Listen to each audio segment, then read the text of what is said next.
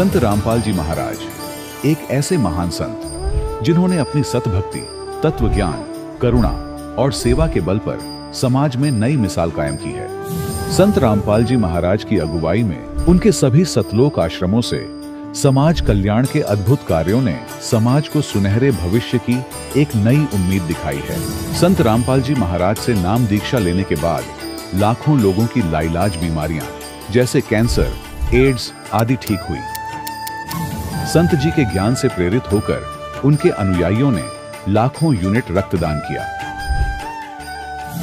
संत जी ने लाखों बहन बेटियों का दहेज मुक्त विवाह करवाया।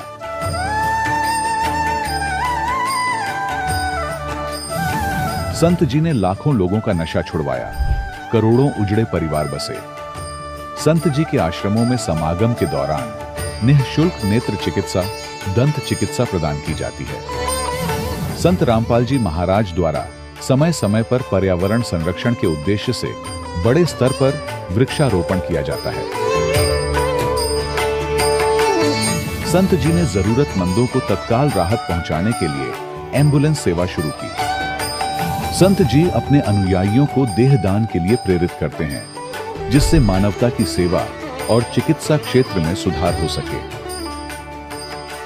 संत रामपाल जी महाराज के सभी आश्रमों में हर रोज निःशुल्क भंडारा आयोजित किया जाता है, जहां हर वर्ग, हर जाति और हर धर्म के लोग एक साथ बैठकर भोजन करते हैं।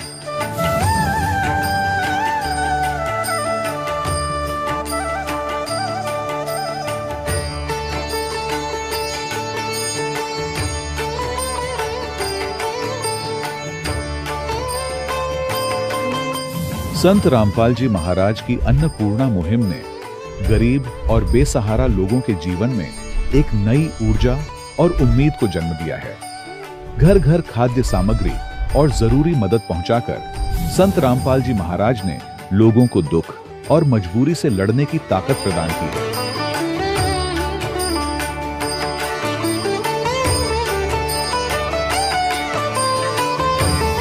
संत रामपाल जी महाराज द्वारा गरीब लोगों के लिए घर बनवाने का अद्भुत कार्य एक ऐसी मिसाल कायम कर रहा है जो सदियों सदियों संत जी की उदारता और दया भावना के तौर पर जाना जाएगा।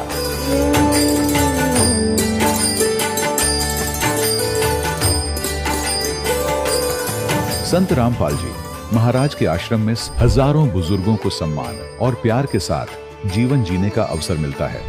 उनके खाने, रहने और स्वास्थ्य की पूरी जिम्मेदारी संत रामपाल जी महाराज उठाते हैं। अनाथ बच्चों के लिए संत रामपाल जी महाराज के सभी आश्रम किसी वरदान से कम नहीं। यहाँ उन्हें शिक्षा, संस्कार और भविष्य के लिए बेहतर अवसर प्रदान किए जाते हैं। चाहे बाढ़ हो, भूकंप या महामारी, संत रामपाल जी महाराज और उनके अनुयायी हमेशा ही जरूरतमंदों के लिए सबसे आगे खड़े रहते हैं। कोविड महामारी के दौरान संत रामपाल जी महाराज के आश्रमों से करोड़ों लोगों के लिए भोजन, दवाइयां और जीवन रक्षक सामग्रियां उपलब्ध कराई गई। चाहे गरीब की मदद हो या किसी शोषित और पीड़ित वर्ग के हक और सम्मान की लड़ाई, संत रामपाल जी महाराज ने हमेशा ही उनकी दबी आवाज को सरकारों तक पहुंचाया है और उन्हें उचित न्याय दिलवाने में अहम भूमिका अदा की है। समाज में आध्यात्मिक और सामाजिक मूल्यों के प्रति जागरूकता लाने में संत रामपाल जी महाराज हर कदम पर मानवता के सच्चे सेवक साबित हुए हैं। संत रामपाल जी महाराज का जीवन हमें सिखाता है कि सच्ची सेवा वही है जो निस्वार्थ भाव से की जाए। आइए हम भी इस महान सेवा के कार्य में इस महान संत से जुड़ें और संत रामपाल जी महाराज से नाम दीक्षा लेकर अपने जीवन को धन्य बनाएं।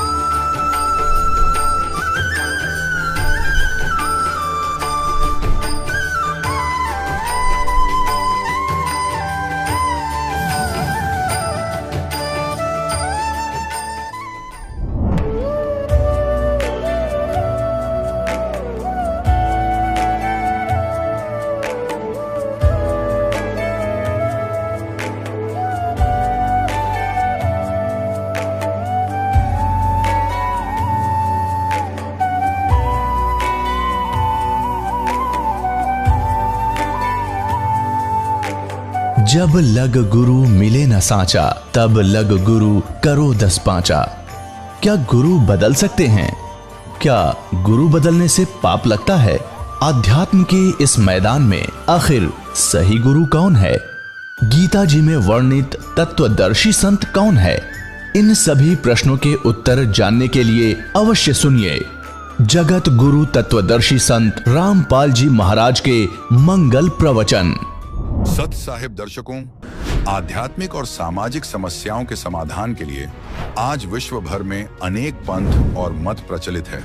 इन्हीं में से एक पंथ है राधा स्वामी पंथ, जिस पंथ में पंजाब के शैलेंद्र सिंह जी 30 वर्षों से जुड़े हुए थे, जहां उन्हें बताया गया कि पाप कर्म दंड नहीं कट सकते। पर आपको बता दें कि उनके इसी भ्रम का निवारण पूर्ण संत रामपाल जी महाराज जी ने किया, जिनकी भक्ति साधना को अपनाने के बाद आज शैलेंद्र जी का कहना है कि सच्ची भक्ति से पाप कर्म भी कटते हैं और मोक्ष भी मिलता है। आज वे इस भक्ति साधना से हुए चमत्कारिक लाभों की सराहना करते नहीं थक रहे हैं। तो आखिर ऐसा क्या विशेष है संत रामपाल जी महाराज की शिक्षाओं में, जिनसे प्रभावित होकर शैलेंद्र जी को 30 वर्ष पुरानी साधना छोड़नी पड़ी? आइए सुनते हैं शैलेंद्र जी की कहानी उन्हीं की जुबानी। नमस्कार जी। सत साहब जी। क्या नाम है आपका? शैलेंद्र सिंह। शैलेंद्र जी कहाँ से आए हैं आप? मोहाली पंजाब से। सर, संत रामपाल जी महाराज की शरण में कैसे आए आप? ये तो एक बहुत लंबी गल है। मैं राधा स्वामी सी। राधा स्वामी मैं रहा 30 साल। 30 साल मैं राधा स्वामी सीगा। मैं कट्टर राधा स्वामी सी। तो एक दिन मैं सत्संग सुन रहा महाराज जी का, तो राधा स्वामी 'ਚ ਇਹ ਦੱਸਿਆ ਜਾਂਦਾ ਵੀ ਜਿਹੜਾ ਸੰਤ ਕੋਈ ਵੀ ਦੁਨੀਆ 'ਚ ਜਿੰਨੇ ਸੰਤ ਆਏ ਹੈ, ਉਹ ਜਿੰਨੇ ਬੰਦਿਆਂ ਨੂੰ ਨਾਮ ਉਪਦੇਸ਼ ਦਿੰਦੇ ਉਹਨਾਂ ਨੂੰ ਸੱਚਖੰਡ ਲੈ ਕੇ ਚਲੇ ਜਾਂਦੇ। ਅਤੇ ਇਹ ਜਦੋਂ ਮੈਂ ਸਤਸੰਗ ਬੰਦੀ ਛੋੜ ਸਤਿਗੁਰੂ ਰਾਮਪਾਲ ਜੀ ਦਾ ਸੁਣ ਰਿਹਾ ਤਾਂ, ਅਤੇ ਉਹਨਾਂ ਨੇ ਮੈਨੂੰ ਇੱਕ ਵਰਡ ਆਇਆ ਉਹਦੇ ਵਿੱਚ ਕਿ ਕ੍ਰਿਸ਼ਨ ਮਹਾਰਾਜ ਇਹ ਪੂਰਨ ਸੰਤ ਨਹੀਂ ਹੋਏ ਅਤੇ ਕਾਲ ਦੀ ਭਗਤੀ ਸੀ। ਤਾਂ ਮੈਂ ਉਸ ਚੀਜ਼ ਤੋਂ ਅਚੰਭਾ ਖਾ ਗਿਆ, ਕਿਉਂਕਿ ਰਾਧਾ ਸਵਾਮੀ ਧਰਮ ਇਹੀ ਬਤਾਇਆ ਜਾਂਦਾ ਹੈ ਕਿ ਜਿੰਨੇ ਵੀ ਸੰਤ ਹੈ ਉਹ ਜਿੰਨੇ ਬੰਦਿਆਂ ਨੂੰ ਉਪਦੇਸ਼ ਦਿੰਦੇ ਉਹਨੂੰ ਸੱਚਖੰਡ ਲੈ ਕੇ ਚਲੇ ਜਾਂਦੇ। ਤਾਂ ਉਸ ਦਿਨ ਤੋਂ ਬਾਅਦ ਮੈਂ ਡੇਲੀ ਸਤਸੰਗ ਸੁਣਨੇ ਸ਼ੁਰੂ ਕਰਤੇ। ਅਤੇ ਜੋ ਰਾਧਾ ਸਵਾਮੀ ਦੀ ਭਗਤੀ ਹੈ, ਰਾਧਾ ਸਵਾਮੀ ਦੀ ਭਗਤੀ ਉਹਨਾਂ ਦੇ 5 ਨਾਮ ਹੈ। ਇੱਥੋਂ ਸ਼ੁਰੂ ਹੁੰਦੀ ਉਹ, ਇੱਥੋਂ ਮੱਥੇ ਤੋਂ ਸ਼ੁਰੂ ਹੁੰਦੀ ਹੈ ਅਤੇ ਚੌਂਕੜਾ ਮਾਰ ਕੇ ਬੈਠਣਾ ਅਤੇ ਇੱਥੇ ਧਿਆਨ ਲਾਉਣਾ। ਇੱਥੇ ਤੋਂ ਅੰਦਰ 5 ਮੰਜ਼ਿਲਾਂ ਬਣੀਆਂ ਹੋਈਆਂ ਨੇ। ਤਾਂ ਜਦੋਂ ਮੈਂ ਡੇਲੀ ਸਤਸੰਗ ਸੁਣਦਾ ਸੀਗਾ ਮਹਾਰਾਜ ਰਾਮਪਾਲ ਦੇ, ਅਤੇ ਇਹ ਇੱਕ ਦਿਨ ਮਹਾਰਾਜ ਜੀ ਨੇ ਇਹ ਦੱਸਿਆ ਕਿ ਜਿਹੜੀਆਂ ਅੰਦਰ 5 ਮੰਜ਼ਿਲਾਂ ਬਣਾਈਆਂ ਇਹ ਕਾਲ ਨੇ ਬਣਾਈਆਂ ਹੋਈਆਂ, ਇਹ ਡੁਪਲੀਕੇਟ ਮੰਜ਼ਿਲਾਂ ਹੈ। ਅਤੇ ਇਹ ਸੁਣ ਕੇ ਮੈਂ ਹੈਰਾਨ ਰਹਿ ਗਿਆ, ਕਿਉਂਕਿ ਰਾਧਾ ਸਵਾਮੀਆਂ ਦੇ ਵਿੱਚ ਜਦੋਂ ਚੌਂਕੜਾ ਮਾਰ ਕੇ ਬੈਠਦੇ ਇੱਥੇ ਧਿਆਨ ਟਿਕਾਉਂਦੇ ਆ ਤਾਂ ਇੱਥੇ 1 ਲੱਖ ਬੰਦੇ 'ਚੋਂ ਇੱਕ ਬੰਦੇ ਦਾ ਧਿਆਨ ਲੱਗ ਜਾਂਦਾ, ਉਹਨਾਂ ਮੰਜ਼ਿਲਾਂ ਵਿੱਚ ਵੀ ਚਲੇ ਜਾਂਦਾ। सर, जैसा कि आपने बताया कि एक ही व्यक्ति को वो नज़ारा दिखता था, तो सर और जो बाकी लोग थे उनको वो नज़ारा क्यों नहीं दिखता था? मैं 30 साल में मेरे को 1 या 2 ही बंदे मिले जिनको ये नज़ारा अंदर मिलिया, लेकिन वो ये नज़ारा देखने तो बाद भी जो अंदर बंदे दे जो कर्म है, जैसे किसी ने नज़ारा भी देख लिया, अगर उसके कर्म है तो उसको वही कर्म भोगने पड़ते हैं। उन्होंने भी बुरी हालत मैं देखी है बेचारे की। तो सर आप कहना क्या चाहते हैं, जो पापकर्म व्यक्ति ने कर रखे हैं कि वो भोगने से ही समाप्त होंगे? हाँ, राधा स्वामी धर्म में यही बताया जाता है कि जो बंदे दे कर्म है वो बंदे को भुगतने ही पड़ेंगे। सर 30 साल तक आप राधा स्वामी पंथ से जुड़े हुए थे और काफ़ी समय आपने वहाँ पर बिताया है, तो फिर सर आप संत रामपाल जी महाराज की शरण में कैसे आए? जब मैंने संत रामपाल जी महाराज के बारे में सुना तो उन्होंने बोला कि जो कर्म है यह संत जो होता है वो कर्मों को काट देता है।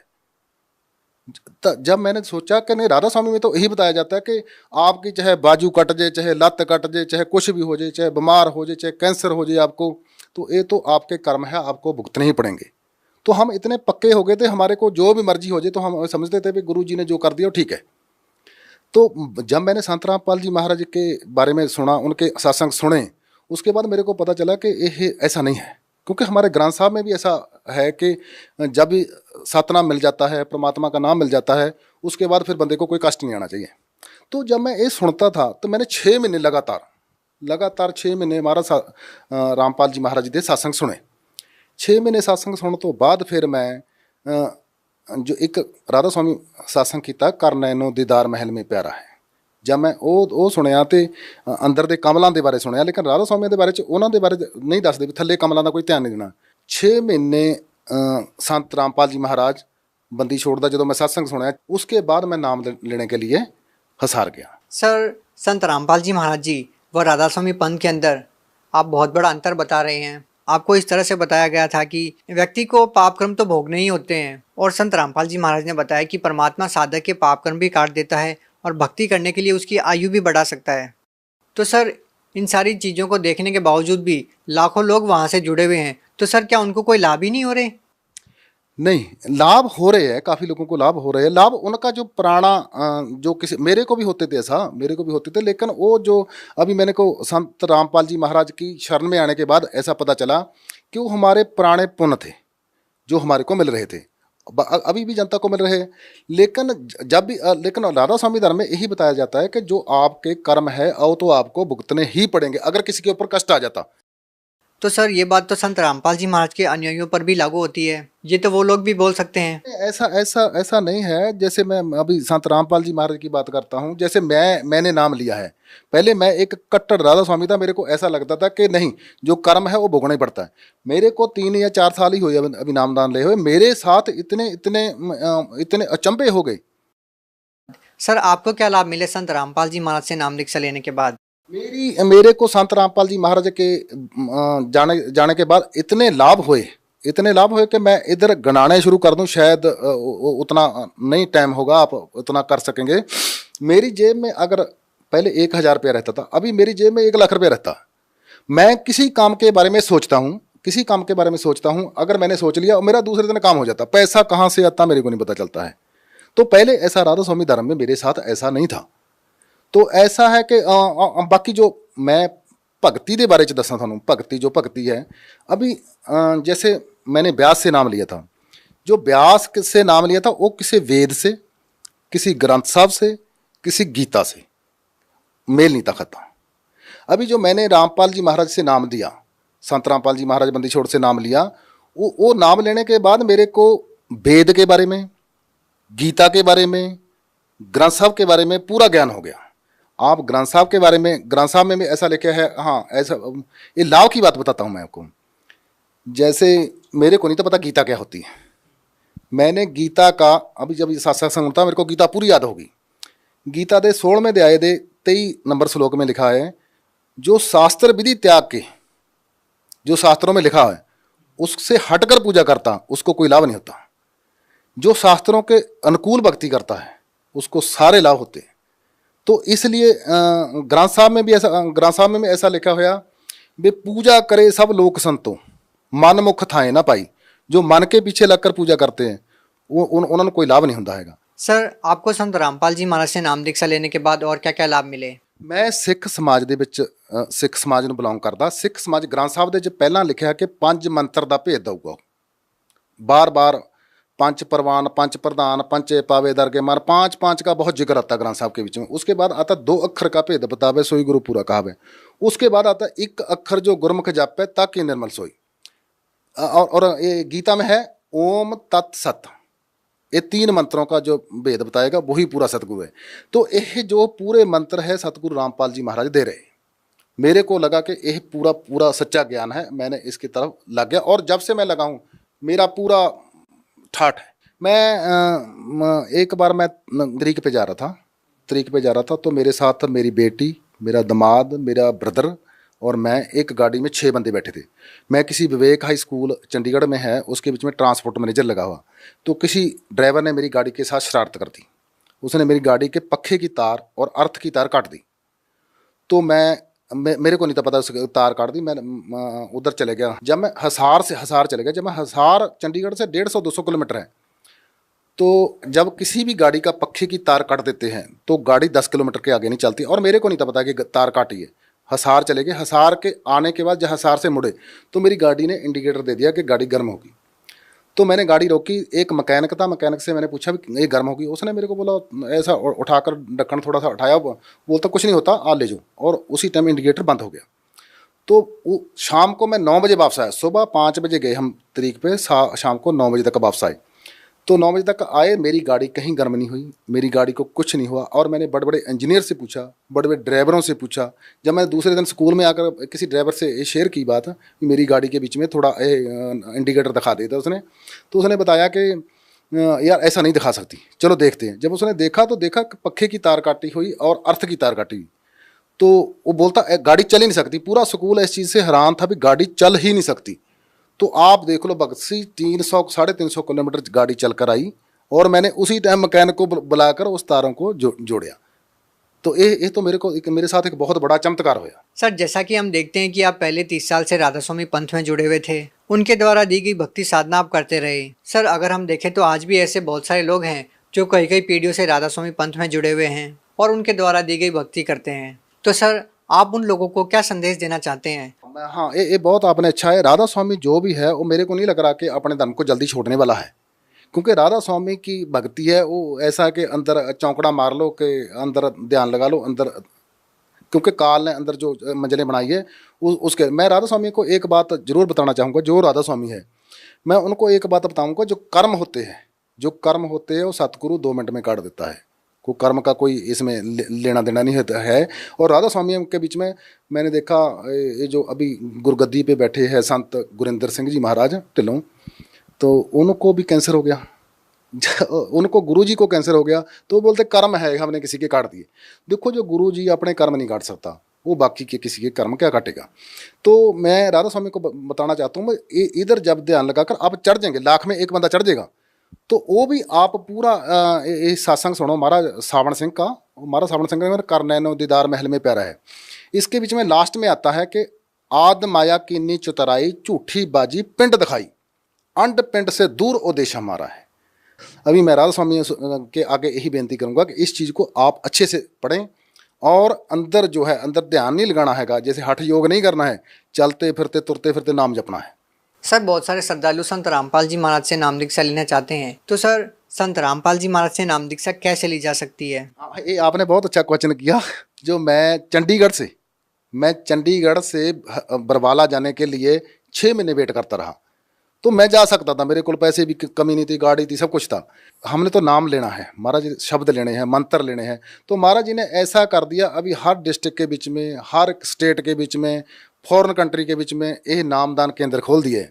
मैं बोला कि ये तो गुरु जी ने बहुत बड़ी कृपा करी है, बहुत बड़ी कृपा करी है। जो गरीब बेचारे नहीं आ सकते थे, उनको नामदानों के डिस्ट्रिक्ट में मिल जाता है।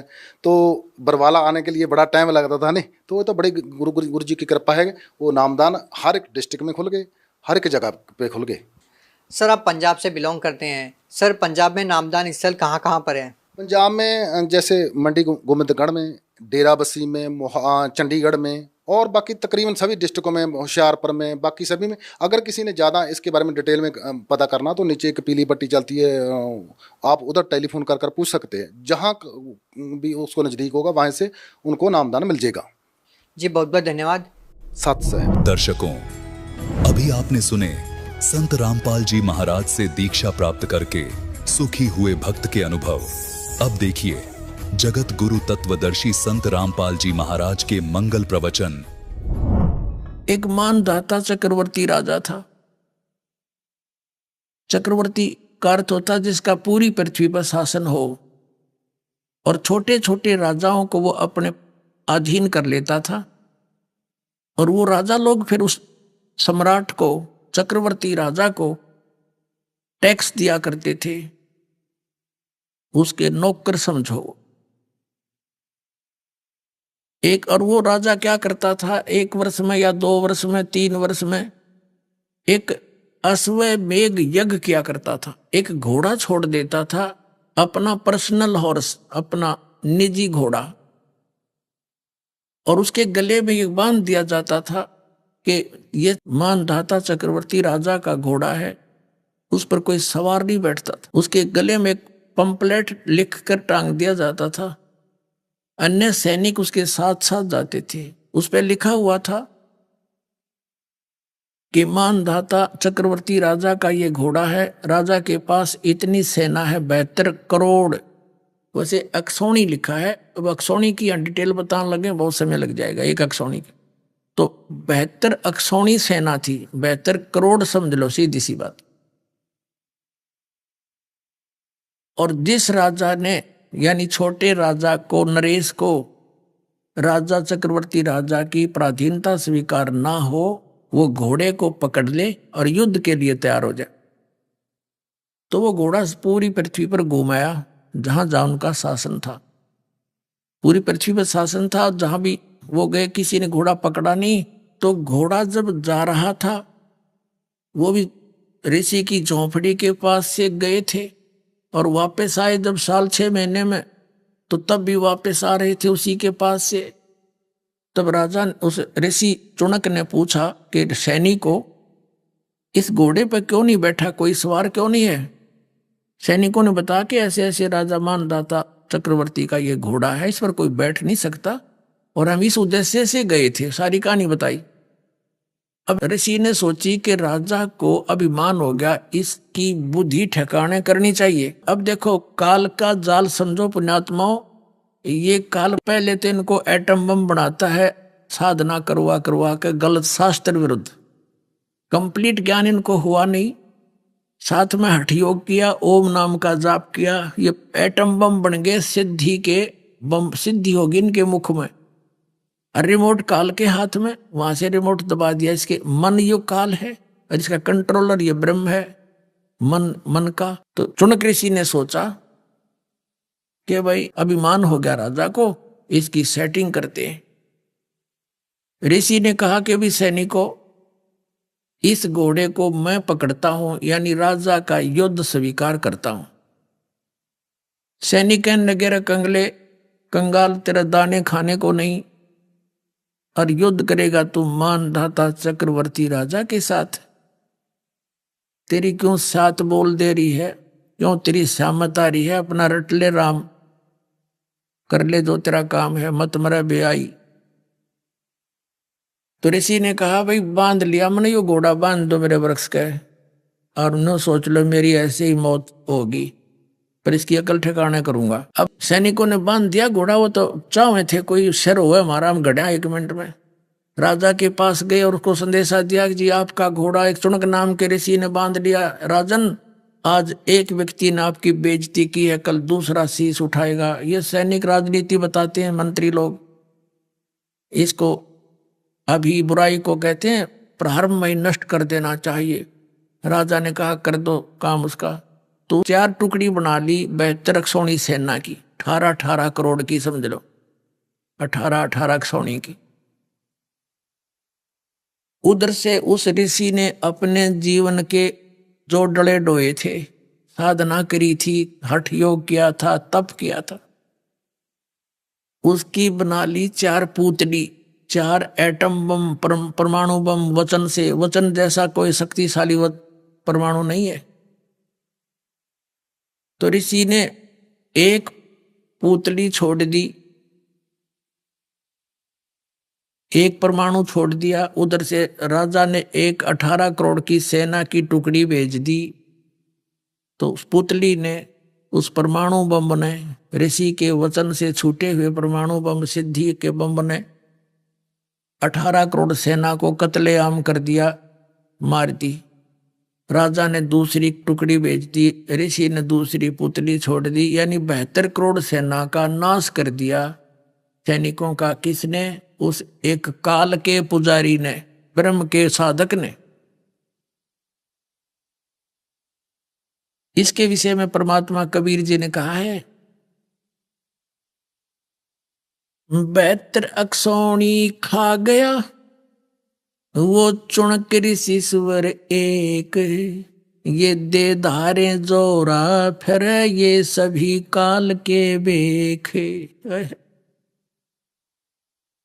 परमात्मा कहते तुम इनको ऋषि समझते थे, ये तो चलती फिरती मौत थी। मौत, जोरा माने मौत। ये सभी काल के भेख, यानी काल के पुजारी, ब्रह्म के पुजारी। क्या कहा, कितनी मार्मिक बात कही है परमेश्वर कबीर जी ने, यानी उन्हीं से प्राप्त ज्ञान आदरणीय गरीबदास साहिब जी की वाणी से है ये। 72 अक्षौणी खा गया, ओए खा गया यू चुनक ऋषिश्वर एक। ऋषिश्वर यानी ऋषि ईश और ऋषिश्वर यानी ऋषियों में सर्वश्रेष्ठ ऋषि के ये लक्षण है इस काल के पुजारी के। 72 करोड़ सेना खा गया, बता के सिर में दर्द था इसके। राजा अपना काम करते हैं वो करो, साधक का संत ऋषि का अपना काम है उसने अपना करना चाहिए। तो ये काल के भेख ये न्यो पंगे पावे, और काल इनके ऐसे नचाता है इन साधनाओं से। एक तरफ तो इसकी महिमा होगी, भाई चुनक जैसा ऋषि नहीं, सदपुरुष नहीं, उसने ऐसा कर दिया, सब जगह भयभीत हो गए, सब इसका आगे नतमस्तक हो गए, पाक गया चौधरी। अब परमात्मा ने क्या संज्ञा दी है इस नालायक व्यक्ति को कि 72 अक्षोणी खा गया, 72 करोड़ सेना ने खा गया, यो चुनक ऋषिश्वर एक खा गया, यो काल रूप में काल है, ये ऋषि है ऐसा दुष्ट। फिर कहते हैं दे धारे मौत फिरे, ये सभी काल के भेख है। और फिर दूसरी बात कही है कि दुर्वासा ऋषि थे, ऐसे ही हठ योग करके उसने सिद्धियां प्राप्त कर ली ओम नाम के जाप करके, और उसने द्वारका के बाहर जाकर बैठ गया। यादव ने उसके साथ मजाक कर दिया। और श्री कृष्ण का गुरु दुर्वासा जी अध्यात्म गुरु, संदीपनी उनका ज्ञान गुरु थे, अक्षर ज्ञान कराने वाले जैसे टीचर होते हैं। अध्यात्म गुरु उनके दुर्वासा जी थे। वो बैठ गया बनी में, गांव से बाहर छोटा जंगल होता था उसको बनी कहते थे, नगर से बाहर। बच्चों ने मजाक कर दिया, कहते हैं दुर्वासा ऋषि भूत भविष्य की सारी जानता है, चलो उसकी परीक्षा लेते हैं। तो बच्चों ने जाके, बच्चे तो कहते पूरे लोग हो रहे थे, प्रद्युम्न का अनिरुद्ध भी उत्पन्न हो रहा था, फिर भी बकवाद किसी समय में भी आ जाती है। तो उन्होंने जाकर क्या कहा कि ऋषि जी, एक तो उसका नकली पति बना लिया और प्रद्युम्न को एक गर्भवती औरत का सांग कर लिया, आगे पेट पे कढ़ाई बांध ली छोटी सी, छौंक छांक लान की हुआ कर, ऊपर के कपड़े गुद्दड़ सा बांध दिया, नरम नरम हाथ लागे देख लिया तो कदे सीधी कढ़ाई का ना लागे कपड़े का, उस लोहे की के ऊपर लोगड़ सी बांध के, यानी पूरा सांग बना के ले गए। उन्होंने पूछा कि महाराज जी इनका गणे दिन में, यानी बहुत दिनों के बाद परमात्मा ने आस की है और ये उतावले हो रहे हैं, ये जानना चाहते हैं लड़का होगा या लड़की। सुना है आप बहुत विद्वान पुरुष है, भूत भविष्य की बता देते हैं। अब ऋषि ने देखा अपनी दूरबीन ला के, वो तो कढ़ाया बांध रहे थे, कढ़ाई लोहे का कढ़ाया। तो गुस्से में आके कहने लगा कि इस गर्भ से यादों का नाश होगा तुम्हारा। अब वो डर के करी लाल आंख निकाला चमटा, बालक भाग लिया, भाई बात बिगड़ गई। बड़े बुजुर्गों ने पता लगा कि भी दुर्वासा जी ने श्राप दे दिया कि यादव कुल का नाश होगा। बच्चों ने मजाक कर दी, श्री कृष्ण के पास गए। श्री कृष्ण जी ने कहा कि दुर्वासा जी से प्रार्थना करो जा करके। तो दुर्वासा जी ने कह दिया मैंने जो बच्चा निकाल दिया वापस नहीं हो सकता, मैं नहीं रोक सकता इसको, जाओ अपने बच्चों को संभाल के रखा करो। तो श्री कृष्ण जी चिंतित हुए, तो उन्होंने क्या समाधान बताया कि सांप के नाश करने का, कि इस सभी जो कपड़े थे यूज किए थे स्वांग बनाने में उन्हें जला दो, और जो कढ़ाया जो लोहे का उसको घिसा घिसा के प्रभास क्षेत्र में जमुना में डाल दो, ना रहेगा बांस ना रहेगी बंसरी, क्योंकि इससे नाश होना है। अब देखो पुण्यात्मा, इस एक कथा से कितनी शिक्षा मिलेगी अपने को। हम ये मानते रहे हैं कि जैसे हमारे धार्मिक गुरु बताया करते थे कि श्री राम श्री कृष्ण हमारे सब पापों का नाश कर सकते हैं, सब साप को मोक्ष कर सकते हैं। ये अपने साप नाश नहीं कर सके, हमारा कैसे कर देंगे। जैसे नारद जी ने साप दिया था श्री विष्णु जी को, क्या उसने मेरे साथ ऐसा जुल्म किया है, एक तो भी अपने पत्नी के वियोग में आजीवन दुख पावेगा। उसी साप वो श्री विष्णु जी श्री राम रूप में जन्मे और सारी उम्र वो दुख भोगना पड़ा, वो काट कैसे सके। ऐसे ही श्री कृष्ण जी के यादव कुल को श्राप दे दिया दुर्वासा जी ने, तुम्हारा नाश इस कढ़ाई से होगा, गर्भ से। अब श्री कृष्ण जी ने समाधान भी बता दिया कि इसको घिसा कर डाल दो जमुना में। उन्होंने सारा काम कर दिया, जमुना में डाल दिया घिसा घिसा कर कति चूरा बना के।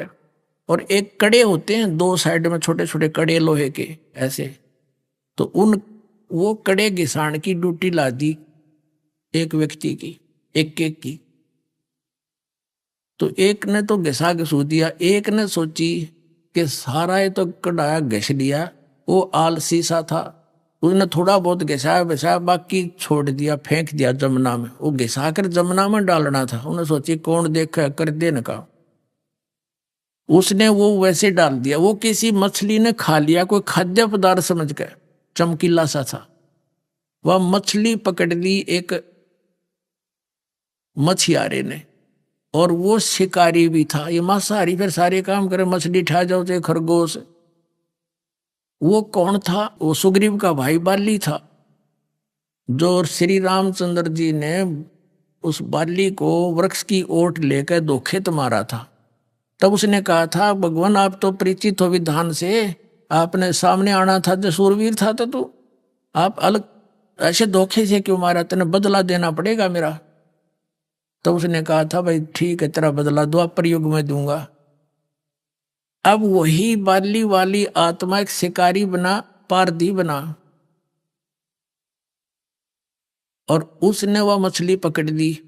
वो मछली काटी तो उसमें चमकीली वस्तु पाई। लोहार सुनार दोनों को देखा। सुनार तो कहने लगा, भाई ये तो कोई इस्पात अच्छा है, इस्पात है, ले जा लोहार के पास। लोहार के पास ले गया, नो बोला भी, लोहार बोला भी बहुत अच्छा इस्पात है, तो इसका क्या बनवाना चाहता है? शिकारी ने कहा कि तू मेरे इस तीर का एरो बना दे, मेरे बाण का आगे का हिस्सा बना दे। उसने विषाक्त करके जहर में बुझा के और वो तीर का अगला हिस्सा बना दिया।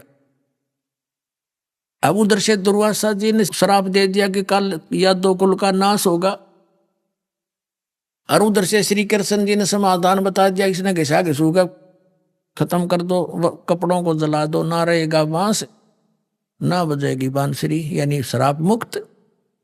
अब सब निश्चिंत हो गए, भाई बड़ी बढ़िया विधि बताई। अब दुर्वासा तो श्राप देकर चला गया। अब कुछ दिनों के बाद यो बीज उगना ही था श्राप का, अब वो फलीभूत होना था। नगरी में आपस में झगड़े, जवान हत्याएं, अपने आप मृत्यु होने लगी। तो ऐसे उपद्रव जब होते थे तो उस नगर के लोग संत ऋषि गुरुओं के पास जाते थे। श्री कृष्ण जी यादव कुल का गुरु थे और पांडवों के भी गुरु थे। अब श्री कृष्ण के पास फिर गया, सारे मौजिज व्यक्ति इकट्ठे हो गए कि हे भगवान,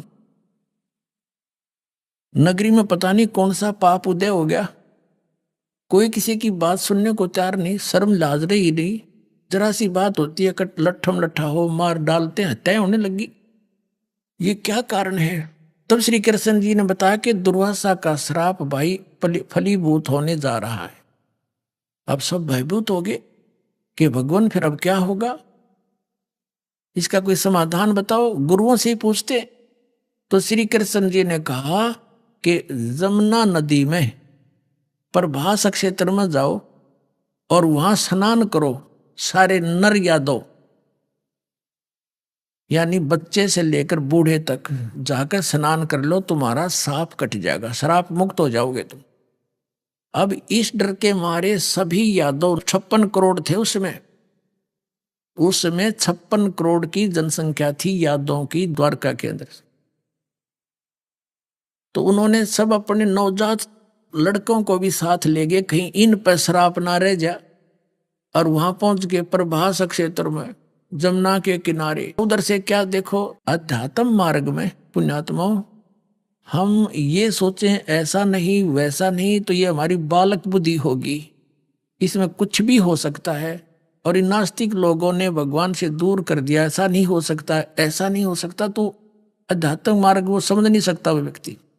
उधर से क्या हुआ कि वो जो कण लोहे के घिसा घिसा कर कढ़ाई के डाले थे पानी में, उस किनारे पर पड़ गए और वो एक घास उग गया पठेरे जैसा, सरकंडे जैसा, और इतने तीखे पत्ते, जैसे आपने कुसा देखी हो। हमारा तो खूब अनुभव है, दास का जन्म एक किसान परिवार में हुआ, तो वह इतनी तेज पत्ती होती, पतली पतली पत्ती होती है, उंगली का जरा सी लपेटा लग जा रहे से काट दे, वो आधी काट देती उंगली को, इतनी तेज पत्ते होते, घास होता है बिल्कुल।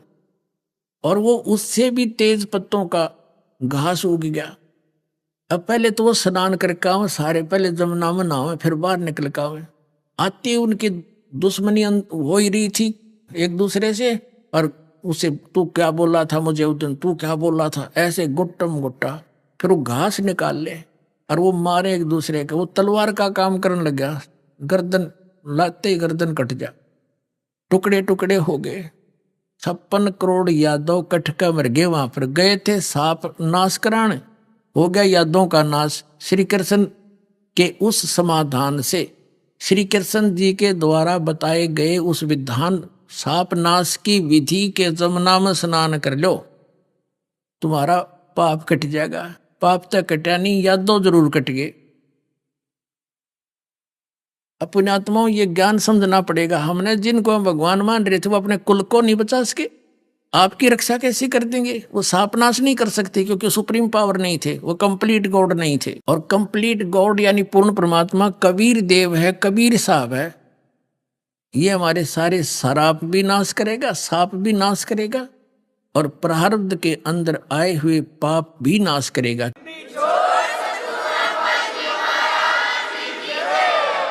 क्योंकि आज कोई दुखी है अपने प्रारब्ध यानी उसकी किस्मत में लिखे हुए पापों के कारण दुख है उसको, और सुखी है उसके सुख है, पुण्य है उसके उनके कारण सुख है।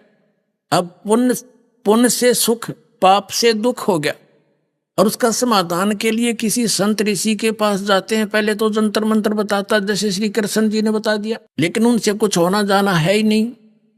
तो फिर वो लास्ट में कह देते ये तुम्हारे प्रारब्ध के कर्म थे तो भोगने ही पड़ेंगे। और फिर वो ये भी कहते हैं कि भक्ति कर लो, साधना करते रहो, जो हम बताते हैं भविष्य में ये दुख नहीं होंगे। अब जैसे किसी के पैर में कांटा लगा हो और उसका कारण कोई बता दे कि पीड़ा है तुझे, तो आपके कोई कांटा लगा है अंदर, गुप्त है वो कांटा, तो निकलेगा नहीं। जूते पहन ले, आगे कांटा नहीं लगेगा। तो पुण्यात्मा, कांटा लगे पैर में जूता पहना नहीं जा सकता, वो तो कांटा निकले और फिर उसको सलाह दी जाए जूते ना उतारना, और जूते निकालने से तुझे कांटा लगा जिस कारण से पीड़ा थी। अब वो पहले कांटा निकले और फिर उसको सलाह दी जाए कि जूते मत निकालना, तो फिर वो कभी जूता नहीं निकालेगा, उस डर से कि भगवान कहीं फिर से ना वो पीड़ा ना आ जा। तो ऐसे ही जो आज दुखी हैं और उनके वो कर्म रूपी कांटे लगे हुए हैं, जब तक वो कांटे नहीं निकलेंगे वो भक्ति कर ही नहीं सकता। सपने में भी नहीं सोच सकते वो आदमी भक्ति कर लेगा जिसका टेंशन हो रही है उसकी, तो वो तो उसकी भक्ति करे है जो उसके लिए काम अड़ा खड़ा है, या कोई बीमार है वो तो उसकी भक्ति करेगा मैं ठीक हो जाऊं।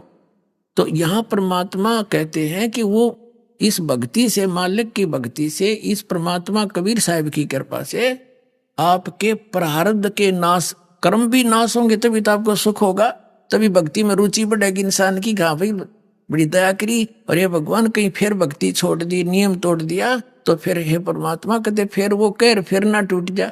इस डर से फिर आजीवन भक्ति करेगा, उसका कल्याण हो जाएगा।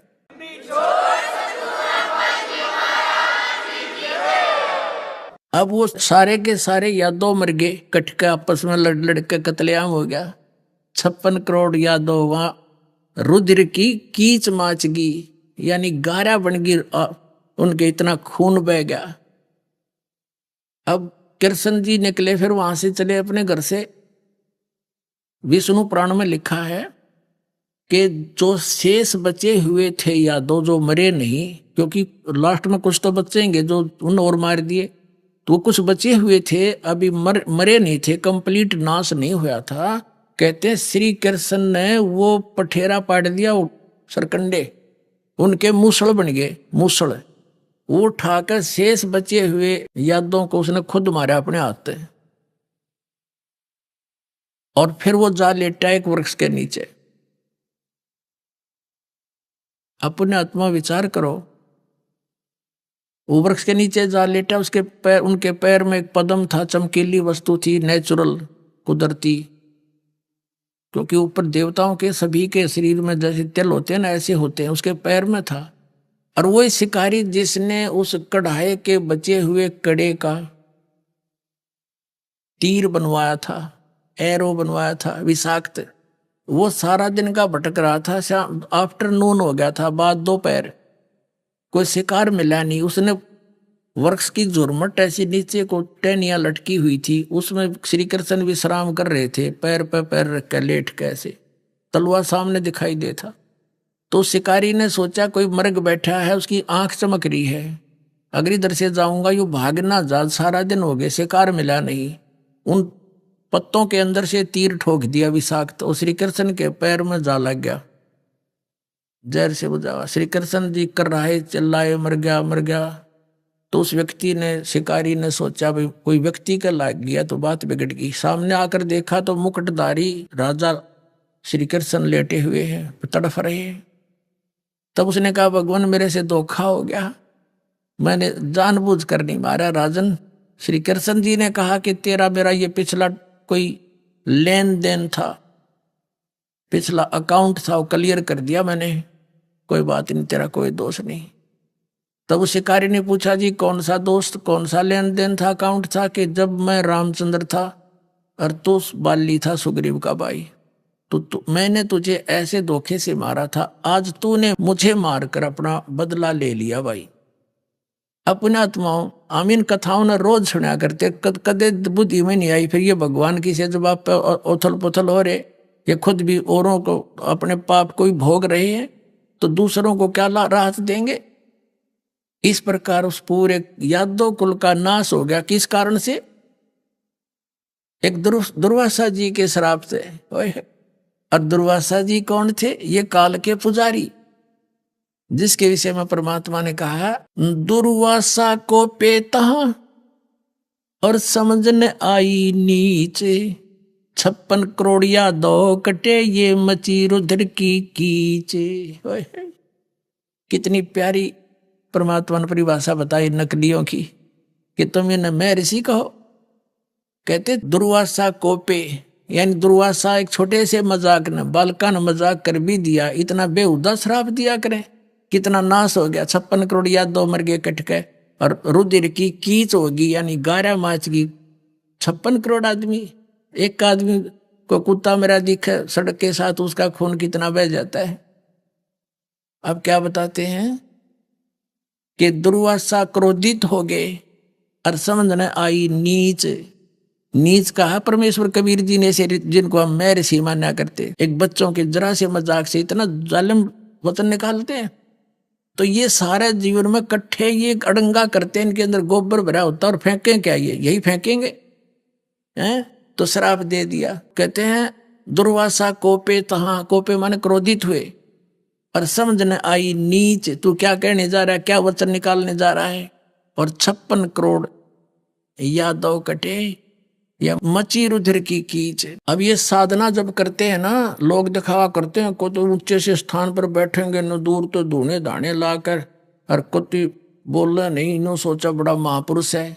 कबीर साहब ने कहा, गरीबदास जी के को दिया ये ज्ञान, उन्होंने कहा है कि डंब करें, डूंगर चढ़े, ऊंचे स्थान पर बैठेंगे, अंतर झीनी झूल, और जग जाना ये बंदगी करें, ये बो सूल बबूल। जनता ने सोचा ये बड़े महर्षि और इतने वर्षों तक तपस्या कर रहे हैं। परमात्मा ने कहा ये तो किक्कर की सूल बो रहे हैं, बबूल की सूल काटे अपने जीवन में। वो कैसे बोते हैं? अब जैसे इस चुनक ऋषि ने और या दुर्वासा ऋषि, इनको दोनों को पैरेलल लेकर चलते हैं। अब जैसे इन्होंने जो ओम नाम का जाप किया, इन काल के पुजारियों ने, ब्रह्म के साधकों ने, और जो हठ योग करे, वो सिद्धियों से, तो हठ योग से तो सिद्धि आ गई। तो उन सिद्धि से इसने, चुनक ऋषि ने 72 करोड़ सेना का नाश कर दिया। अब चाहे तो व्यक्ति को तलवार से मार दे, प्राणी को चाहे लठ से मार दे, चाहे कोई गोली से मार दे, और चाहे वचन से, ये सारे अपराध हैं। और ऐसे ही दुर्वासा ने वचन से 56 करोड़ यादव मार दिए। ऐसे ही इसने वचन से अपनी सिद्धि बना करके ये 72 करोड़ सेना मार दी। ओम नाम का जाप ये पैरेलल जाप करते हैं। तो ये क्या बनेगा इनके साथ? पहले ये स्वर्ग में जाएंगे, इस ब्रह्मलोक में, वहां अपने ठाठ करेंगे, देवता बन जाएंगे, वहां अच्छी अच्छी पोस्ट प्राप्त कर लेंगे सारे, क्योंकि वहां सारी बकवाद है स्वर्ग में, नाचना गाना अप्सराएं, सारी शराब मदिरा, कुछ बकवाद करो। फिर ये अपने सारी ओम नाम की भक्ति कमाई को वहां नाश करके फिर पृथ्वी पाएंगे। फिर भी कुछ शेष बचा होगा तो राजा बना देगा। राजा के क्रम में फिर ये नरे क्रम फोड़े कि शिकार खेल ले, फिर आपस में लड़के मरे। अभिमान राजा में होता है, ना जाने किसी जीव को, जनता जनों को मरवा देते थे 20-20 30-30 खड़े इकट्ठे करके, तो सारे क्रम बिगाड़ेगा। फिर क्या बनेगा? जब इसकी बैटरी कति डिस्चार्ज हो जाएगी, फिर ये कुत्ता बनेंगे ये, इनका खाज लगेगी, सिर में कीड़े पड़ेंगे, और जो जीव इन वचन से मारे थे वो अपना बदला लेंगे, इनके सिर ने खाया करेंगे, इनके मगज में कीड़े पड़ेंगे। तो ये परमात्मा ने बताया है गीता अध्याय नंबर 7 के श्लोक नंबर 18 में। गीता ज्ञानदाता इसलिए कहता है कि ये ज्ञानी आत्मा है तो उद्धार, पर ये मेरे वाली अनुत्तम यानी कति निकृष्ट घटिया साधना में ही लीन रहे। अब जो दास आज कंसेप्ट क्लियर करना चाहता था वो तो ईव स्टार्ट करूंगा। इससे पहले तो यह भूमिका बनी है उस कंसेप्ट तक पहुंचने की। अब देखिएगा श्रीमद् भगवत गीता अध्याय नंबर आपको दिखाते हैं 7 का श्लोक नंबर 18 और 19।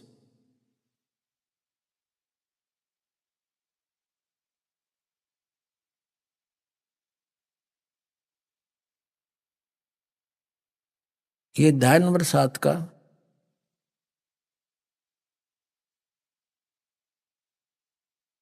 अध्याय नंबर 7 का हम श्लोक नंबर 18 लेंगे बस।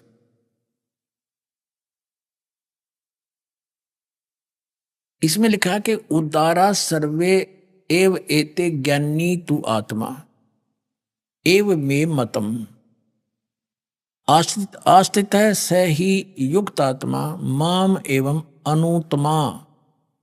अनुत्तमाम गतिम। ये अनुत्तम शब्द है, इन्होंने अनुत्तमा का अर्थ कर दिया अति उत्तम। कर्म ठोकों ने, देख अज्ञानियों ने। अभी आपने सुने संत रामपाल जी महाराज के मंगल प्रवचन। आइए अब सुनते हैं संत रामपाल जी महाराज से नाम दीक्षा लेकर सतभक्ति करके अद्भुत लाभ प्राप्त करने वाले अनुयायी के विचार। दर्शकों, ये कहानी है पंथ में बताई गई भक्ति साधना और सेवा में गुजारे। इतनी भक्ति साधना करने के बावजूद भी चमन जी आर्थिक व शारीरिक समस्याओं से जूझ रहे थे। परंतु ऐसा क्या हुआ कि 30 वर्षों से राधा स्वामी पंथ की साधना करने वाले चमन जी ने अचानक राधा स्वामी पंथ की भक्ति साधना को त्याग कर संत रामपाल जी महाराज जी से नाम दीक्षा ग्रहण की। और क्या संत रामपाल जी महाराज से नाम दीक्षा लेने के बाद चमन जी को कोई लाभ प्राप्त हुए? आइए सुनते हैं चमन जी की कहानी, उनकी अपनी जुबानी। नमस्कार सर। साथ साहिब जी। सर क्या नाम है आपका? चमन सिंह पंवार जी। सर कहाँ से आए हैं? देहरादून उत्तराखंड से जी। सर संत रामपाल जी महाराज से नाम दीक्षा लेने से पहले आप क्या भक्ति साधना करते थे? मैं हनुमान जी की भक्ति करता था और मैंने हनुमान जी की भक्ति में 41 व्रत पूरे किए। जब 41 व्रत पूरे किए उस भक्ति में मुझे हनुमान जी के दर्शन हुए। उन्होंने कहा कि बोल तुझे क्या चाहिए? मैंने कहा मुझे गुरु भक्ति चाहिए। उन्होंने कहा कि 1 हफ्ते के अंदर तुम्हें गुरु भक्ति मिल जाएगी, गुरु के दर्शन होंगे। तो मैं ये ढूंढता हुआ, उस समय राधा स्वामी का बड़ा बोलबाला था, तो राधा स्वामी का बोल, हमने सोचा कि सच्चे गुरु यही हैं, तो हमने ठा करके 1 हफ्ते के अंदर ज्वाइनिंग कर दिया। 1987 में मैंने नामदान लिया था। उसके बाद मैंने मतलब ये सेवा करता रहा। सेवा करने के बाद जहाँ जहाँ जत्थे जाते थे उन जत्थों में भी मैं जाता था। जहाँ लंगर की सेवा होती थी उन लंगर की सेवा में भी मैंने जत्थे किए। लुदुरपुर की सेवा में किया, लखनऊ की सेवा में मैं जत्थेदारी में गया था। उसके बाद मतलब ये सिकंदरपुर में उसमें गया, नेपाल की सेवा में मैं गया। जहाँ जहाँ जत्थे होते थे मैं उन जत्थों में लगातार सेवा में जाता रहता था। जत्थेदारी करते थे तो उन लोगों के अंदर घमंड हो जाता था। तो वो घमंड से मतलब क्या करते थे, हर किसी को डांटना फटकारना और ज़बरदस्ती मतलब वो की सेवा में दबाव बना के रखते थे। फिर इसी वजह से मतलब मैंने जत्थेदारी का मुझे चॉइस नहीं, मैंने जत्थेदारी छोड़ दी। राधा स्वामी की सेवा में बिताए। 30 साल पूरे करने के बाद जहाँ जहाँ जत्थे जाते थे वहाँ मैं जाता रहता था। जितने भी जत्थे जाते थे, जितने भी सेवा होती थी, मैं हर सेवा में मतलब ये कि आता जाता रहता था। परंतु जब मुझे इस चीज़ का पता चला ये जो नाम दे रहे हैं ये सब व्यर्थ जा रहा है और ये सारी काल की भक्ति हो रही है। मैंने 30 साल के राधा स्वामी की भक्ति करने से मुझे कोई बेनिफिट नहीं हुआ। सर, आपने बताया कि आपने 1987 में चरण सिंह जी महाराज राधा स्वामी डेरा ब्यास से नाम दीक्षा ली। उसमें आपने 8-10 साल के लिए जत्थेदार भी रहे और बहुत सेवा भी की। तो इतनी भक्ति साधना सेवा करने से क्या आपको कोई अनुभव भी प्राप्त हुए? क्योंकि हम राधा स्वामी डेरा ब्यास वालों से जब भी मिलते हैं तो वो ये बताते हैं कि हमारे यहाँ मेडिटेशन 2.5-3 घंटे की दी जाती है, जिससे कि धुन सुनना, प्रकाश दिखना आदि आदि अनुभव होते हैं। तो क्या आपको भी कोई अनुभव प्राप्त हुए? हाँ जी, सबसे पहले तो ये है कि 2.5 घंटे का वो मतलब कि साधना बताते हैं। 2.5 घंटे की साधना का करने के बाद हमने भी 2.5 घंटा साधना करके उन्होंने कहा कि 9वें द्वार से तिल से परमात्मा की प्राप्ति होती है। तो मैं 9वां मंजिल तक पास कर चुका था। 9वें मंजिल पास करने पे जब मैंने ये 9वें द्वार का जब पास करे, तारा मंडल आता है। उस तारा मंडल का खुद मतलब इतनी जोर आवाज़ होती है जैसे कोई विस्फोट होता है। और उसके बाद कि आगे का रास्ता नहीं मिला। ये चीज़ हुई तो मैंने अपने गुरु चरण सिंह महाराज जी के लिए लेटर लिखा और लेटर में मैंने ये लिखा कि महाराज जी ये 9वें द्वार तक की मंजिल तो मैं पास कर चुका हूँ, परंतु इससे ऊपर की कोई मंजिल पास नहीं हो रही। तो उन्होंने कहा कि भक्ति करो 2.5 घंटे की, और 2.5 घंटे की भक्ति में आपको सब कुछ मिला, परंतु उसके बाद कुछ नहीं है। इसलिए मतलब ये है कि इस भक्ति में जो है ना आगे की मंजिल कुछ नहीं, ये सिर्फ गुमराह है। सर, आपने बताया कि आपने राधा स्वामी डेरा ब्यास की भक्ति रोजाना की। उससे आपको जैसा उन्होंने बताया कि आप 9वें द्वार तक पहुंच सकते हैं और आप 9वें द्वार में पहुंच गए और वहां की उपलब्धि हुई, तो उसके बाद आपको कैसा अनुभव हुआ? कैसा आपको लगा कि आप कहां तक पहुंच गए हैं? उसके बाद भी आप भक्ति करते हैं या आपने छोड़ दी? मैं 9वें द्वार को पार करके जब मतलब ये कि तारामंडल का आता था, उसके मतलब ये कि मैंने वहाँ तक मैं पहुँचा, उससे ऊपर को कोई उपलब्धि नहीं हुई। और फिर मैंने अपने गुरुजी के मतलब ये कि आगे जा कर के लेटर लिखा कि महाराज आगे इसके ऊपर तो कुछ दिख ही नहीं रहा है। उन्होंने बोला 2.5 घंटे की भक्ति करो और आपको सब कुछ होता रहेगा। फिर मेरे मन में शंका पैदा हुई, मैंने कहा इसके ऊपर तो कुछ दिख ही नहीं रहा है। फिर एक दिन ऐसा था 2 बजे के टाइम पे मैं चैनल ढूंढ रहा था। चैनल ढूंढते मतलब है कि चैनल ढूंढते रामपाल महाराज जी का ये सत्संग चल रहा था, जिसमें वो खोल करके राधा स्वामी की शिवदयाल जी के मतलब है कि प्रवचन कर रहे थे। और उन्होंने कहा कि शिवदयाल जी तो खुद होका पीते थे और राधा स्वामी कहते हैं कि शराब बीड़ी सिगरेट पीने के लिए तो वो बिल्कुल सख्त मना है। और वो जो गुरु जी थे वो होका पीते थे और जो उनके साथ मतलब ये पीने के बाद जो उन पे नाचते थे वो तो खुद भूत बन गए हैं। और उन्होंने मतलब ये कि वो उनके जो शिवदयाल जी जब वो चोला छोड़ के गए, उनकी बहुत मतलब ये हालत खस्ता हुई है। फिर मैंने जब ये चैनल ऐसे ही मैंने छोड़ा, मैं दुखदाई में पैदा हो गया और मैंने उस दुखदाई की वजह से मैं सोचता रहता कि ये क्या चक्कर हो गया।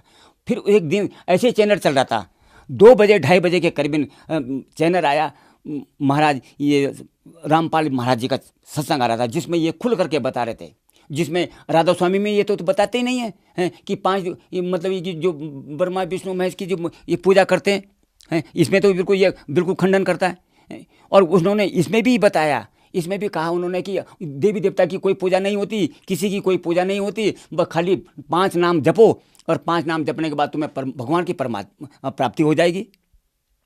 उसके बाद मतलब ये कि कोई नहीं। और जितने भी मैंने सत्संगी देखे हैं किसी न किसी तरीके से पीड़ित हैं और नहीं उनको परमात्मा की प्राप्ति हुई। ये सब मतलब ये कि गुमराह करके काल के जाल में धकेल रहे हैं। अपना आप तो गए पर इन्होंने औरों को भी मतलब काल के जाल में धकेल दिया है। सर, जैसा कि आपने बताया, आपने राधा स्वामी डेरा ब्यास से दी गई भक्ति को रोजाना किया, 2.5 घंटे मेडिटेशन की, उसके बाद आपको उपलब्धि भी प्राप्त हुई कि आपने 9वां द्वार वो जैसा बताते हैं क्रॉस कर दिया। तो उस सब भक्ति साधना से और भी कोई आपको भौतिक, मानसिक, शारीरिक लाभ प्राप्त हुए?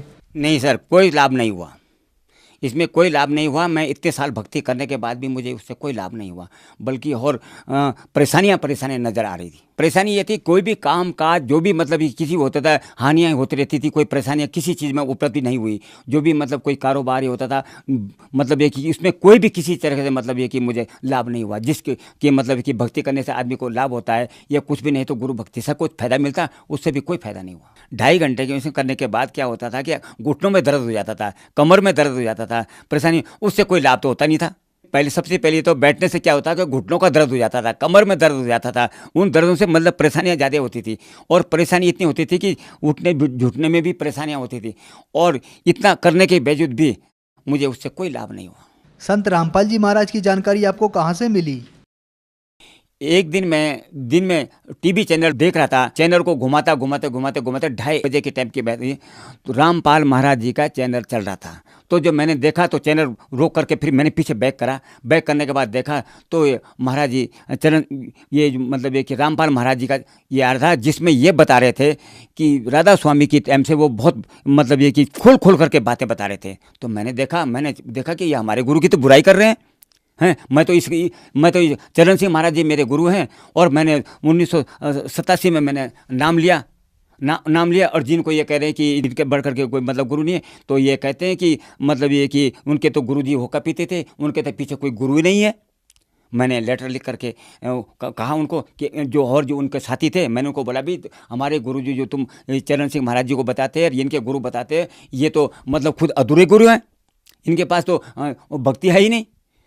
तो जब मैंने फिर एक किताब ली ज्ञान गंगा में मतलब खुल करके मतलब उसमें दिखाया गया कि पूरे ब्रह्मांड की रचा हुआ, पूरी सृष्टि का मतलब रचाया बता करके खोल करके विधि विधान से बताया गया। जब मैंने वो किताब पढ़ी, मैंने सोचा कि मैंने तो 30 साल बेकार कर दिए। 30 साल तक मैंने राधा स्वामी भक्ति करी, तो मेरा तो ये सब कुछ बेकार कर दिया है। फिर जा कर के मैंने जब 1 महीने तक मैंने ये चैनल देखा और मैंने ये पढ़ा, 11/8/2017 में मैंने रामपाल महाराज जी की शरण में जा कर के नाम दीक्षा ली है। सर, आप राधा स्वामी पंथ से 30 साल से जुड़े रहे और उसके बाद 2017 में संत रामपाल जी महाराज की शरण में आए। राधा स्वामी पंथ जिसकी पूरे भारत में तथा विदेशों में भी तूती बोलती है, इतने बड़े पंथ को छोड़कर आप संत रामपाल जी महाराज की शरण में आए, तो आपको ऐसा नहीं लगा कि आप कहीं गलती कर रहे हैं? नहीं सर, मैं कोई गलती नहीं कर रहा। राधा स्वामी जो पंथ है ये 9वें द्वार और 10वें द्वार तक ही सीमा बताते हैं, इसी को सचखंड कहते हैं, और इसी सचखंड के में सारी दुनिया को इन्होंने इसी सचखंड में ही उलझा रखा है। और ये 9वें द्वार तक और 10वें द्वार तक जो है ये काल का ही जाल है, जो कि ये भक्ति भी काल की करवाते हैं। संत रामपाल जी महाराज से नाम दीक्षा लेने के बाद आपको क्या क्या लाभ हुए? सबसे पहले मेरे हाथ पाँव में दर्द होता था, ये बीमारी का जकड़ से हाथ पाँव घुटनों में सब दर्द होता है। अब जब से मैंने ये रामपाल महाराज जी से नाम दीक्षा ली, तब से मैं स्वस्थ और सही सलामत ठीक हो गया। मेरे घर का कलेश होता था, लड़कों का, बच्चों का बहुत परेशानियां रहती थी। ये सब जब से मैंने रामपाल महाराज जी से नाम दीक्षा ली, तब से बच्चों का भी आपस में तालमेल सही हो गया, घर गृहस्थी का भी सही हो गया, और कारोबार में बड़ी अड़चन आती थी, लोग बड़े परेशान होते थे। मतलब इस बात से उनसे भी मुझे बेनिफिट हुआ। सर, संत रामपाल जी महाराज से नाम दीक्षा लेने के बाद आपको बहुत सारे लाभ प्राप्त हुए। आप भक्त समाज को क्या संदेश देना चाहते हैं? मैं भगत समाज को ये संदेश देना चाहता हूँ कि ये सब नकली गुरुओं को छोड़ करके आप रामपाल महाराज जी के शरण में आएँ और दीक्षा लें और अपने इस मुक्ति मार्गों को अपनाएं। सर, संत रामपाल जी महाराज से नाम दीक्षा लेने के लिए भगत समाज को क्या करना होगा? रामपाल महाराज जी के सत्संग टीवी पे हर चैनलों पे मतलब सत्संग आता है, उसमें एक पीले रंग की पट्टी लगी हुई है। उन नंबरों पे आकर के आएँ और अपने नज़दीक के सत्संग घर बने हुए हैं रामपाल महाराज जी के, उन पे जा करके नाम दीक्षा लें और अपना मोक्ष प्राप्त करें। धन्यवाद जी। साथ साहिब जी।